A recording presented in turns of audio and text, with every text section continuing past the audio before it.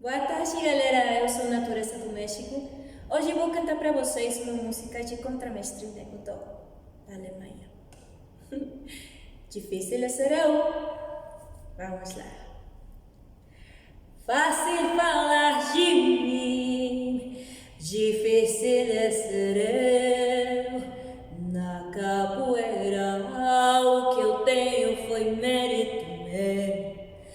Fácil falar de mim, difícil ser. Na capoeira, o que eu tenho foi mérito meu.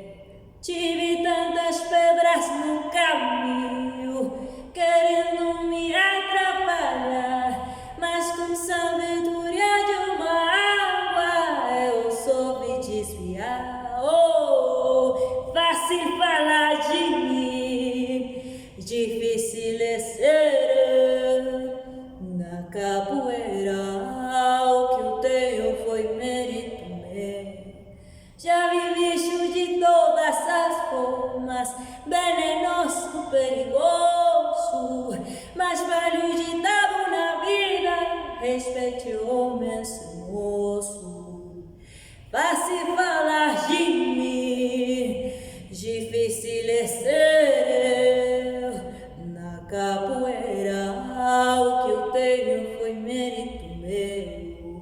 Acreditar em palavras, cada uma é diferente. Eu zelo as atitudes, o comportamento nunca mente. Fácil falar de mim, difícil ser eu. Na capoeira, o que eu tenho foi mérito meu. Fácil falar de mim, difícil ser eu. Na capoeira, o que eu tenho foi mérito meu. Pois seguindo meu caminho, guiado pelo berimbau, rezando sempre a Deus do céu, me livra de tudo mal.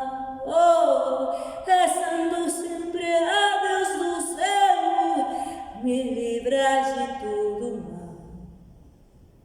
Fácil falar de mim, difícil ser eu.